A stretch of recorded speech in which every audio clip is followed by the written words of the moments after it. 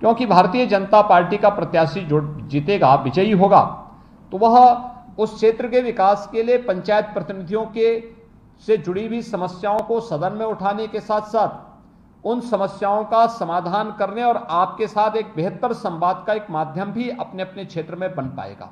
हमारे पार्षद होंगे, प्रधान होंगे, क्षेत्र पंचायत और जिला पंचायत के सदस्य होंगे, प्रमुख होंगे, जिला पंचायत के अध्यक्ष होंगे, चेयरमैन होंगे, मेयर होंगे, ये सभी के साथ संवाद बनाने का एक बेहतर माध्यम ही बनते हैं और वह आपकी बात को सदन में रखने का एक माध्यम और सरकार तक पहुंचाने का भी एक माध्यम बनेंगे। मुझे लगता है जब सरकार एक जैसी विचारधारा की वो प्रदेश में हो, केंद्र में है, इसके साथ ही अगर क्षेत्र पंचायत और जिला पंचायत में भी ज्यादातर में भारतीय जनता पार्टी के ही हमारे ब्लॉक प्रमुख और जिला पंचायत के अध्यक्ष बने हैं, तो क्षेत्र पंचायत के सदस्य भी और जिला पंचायत के मान्य सदस्य भी ज्यादातर हमारे साथ में हैं, ग्राम प्रधान भी हमारे साथ में हैं। तो आपके द्वारा चुने गए प्रतिनिधि भी भारतीय जनता पार्टी के पक्ष से विधान परिषद में आए और विधान परिषद में आपके जनपद, आपके क्षेत्र, आपके उस पूरे समग्र विकास के लिए आपका एक प्रतिनिधि बनकर के प्रदेश सरकार के साथ संवाद बनाने के लिए आगे बढ़कर के काम कर सकने में अपना योगदान दे सकें। इसके लिए आप सबका आह्वान करने के लिए ही आज मैं आपके बीच में यहां पर आया हूं। मेरी आप सबसे अपील होगी कि 9 अप्रैल को चुनाव है और 9 अप्रैल को महाअष्टमी की तिथि भी है, तो मुझे लगता है कि उसमें हमारी पहली प्राथमिकता होनी चाहिए देवी मंदिर में हम दर्शन तब करें, पहले अपना मतदान करके फिर माँ देवी जगदम्बा माँ भगवती के दर्शन करने के लिए देवी मंदिर में जाकर के फिर वहाँ पर अपना पूजा अर्चना करें। उस दिन प्रदेश में 9 कन्याओं के पूजन का भी एक विशेष कार्यक्रम होता है, तो हम नवमी और अष्टमी के दिन इस कार्यक्रम की रस्म को भी संपन्न करने की कार्रवाई तत्परांत करें। तो मुझे लगता है कि लोकतंत्र के प्रति भी हमारी आस्था को पुष्ट करेगा और साथ साथ हमारी धार्मिक आस्था को भी यह मजबूती प्रदान करने में अपना योगदान देगा। 12 अप्रैल को इसके परिणाम सामने आएंगे और परिणाम में 36 में से 36 सीटें भारतीय जनता पार्टी विजयी होकर के जीते, इस लक्ष्य के साथ हमें आगे बढ़ना होगा और इसके लिए आप सबसे अपील करने के लिए ही मैं आज विशेष रूप से वर्चुअली आपके साथ जुड़ रहा हूं। मैं एक बार फिर से आप सभी को प्रदेश में एक लोकप्रिय सरकार के गठन में योगदान करने के लिए हृदय से धन्यवाद देता हूं और आप सबका आह्वान करूंगा कि सरकार को बहुत अच्छे ढंग से चलाने के लिए, देखिए आज के दिन पर उत्तर प्रदेश विधान परिषद में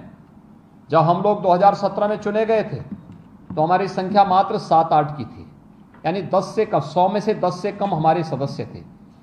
और कार्य में कितना व्यवधान पैदा होता था आपने देखा होगा। लेकिन आज विधान परिषद में भारतीय जनता पार्टी बहुमत के साथ में है और अगर ये 36 के 36 सीटें भारतीय जनता पार्टी जीत जाती है तो भारतीय जनता पार्टी और सहयोगियों की सीट विधान परिषद में 75 से 80 तक पहुंच जाएगी, यानी एक बड़ी संख्या हमारे पास होगी और प्रदेश के विकास के लिए विधानसभा में भी हमारे पास बहुमत और विधान परिषद में भी हमारे पास बहुमत होगा, तो कोई कार्य रुकेगा नहीं। लोक कल्याण का और प्रदेश के विकास के सभी कार्य को बहुत अच्छे ढंग से हम आगे बढ़ाने में हमें मदद मिल जाएगी और इसी के लिए आप सबसे अपील करने के लिए मैं आया हूं कि प्रदेश का विकास जिस तेजी के साथ आदरणीय प्रधानमंत्री जी के नेतृत्व में, उनके मार्गदर्शन में आगे बढ़ रहा है, इसे हमें अनवरत आगे बढ़ाए रखने में अपना योगदान देना होगा, क्योंकि ये विकास आज के लिए तो यह उज्जवल भविष्य, ये तो आज की दृष्टि से तो महत्वपूर्ण है ही, लेकिन हमारी वर्तमान और भावी पीढ़ी के उज्जवलमय भविष्य के लिए भी यह बहुत महत्वपूर्ण होगा और उसी की नींव रखने के साथ साथ उसको द्रुत गति से आगे बढ़ाने के लिए हम सब प्रदेश की सरकार को भारत सरकार के साथ मिलकर के डबल इंजन की सरकार को तेजी के साथ आगे बढ़ाने का कार्य कर रहे हैं। मैं एक बार फिर से आज जुड़े हुए जितने भी हमारे जिला पंचायत के अध्यक्ष हैं, महापौर हैं, क्षेत्र पंचायत के प्रमुख हैं, हमारे माननीय सांसद हैं, माननीय विधायक, विधान परिषद के सदस्य, जिला पंचायत के सदस्य, क्षेत्र पंचायत के सदस्य और भी अन्य जितने भी गणमान्य मतदाता हैं स्थानीय निकाय के, उन सभी पार्षदों को, उन सभी को मैं हृदय से एक बार फिर से धन्यवाद देता हूं, आपका अभिनंदन करता हूं और विश्वास व्यक्त करता हूं कि आप सभी लोग मिलकर के भारतीय जनता पार्टी के प्रत्याशियों को विजयी बनाने में अपना योगदान देंगे। आप सबका जुड़ने के लिए हृदय से धन्यवाद देता हूं और विश्वास व्यक्त करता हूं कि भारतीय जनता पार्टी का अधिकृत प्रत्याशी आपकी सीट पर भारी बहुमत से विजयी होकर के उस क्षेत्र के विकास के लिए अपना योगदान देगा और सरकार की योजनाओं को आप तक पहुंचाने में आपका सहयोगी बनेगा। आप सभी के प्रति और सभी प्रत्याशियों के प्रति मैं अपनी शुभकामनाएं देता हूं। धन्यवाद, बहुत बहुत धन्यवाद। जय हिंद।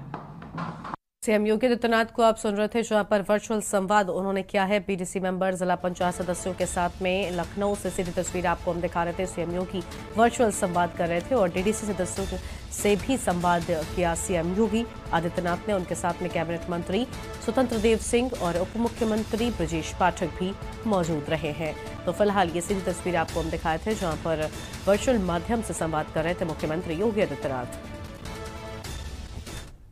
और फिलहाल देवभूमि के दंगल में इतना ही। आप देखते रहिए न्यूज़ इंडिया।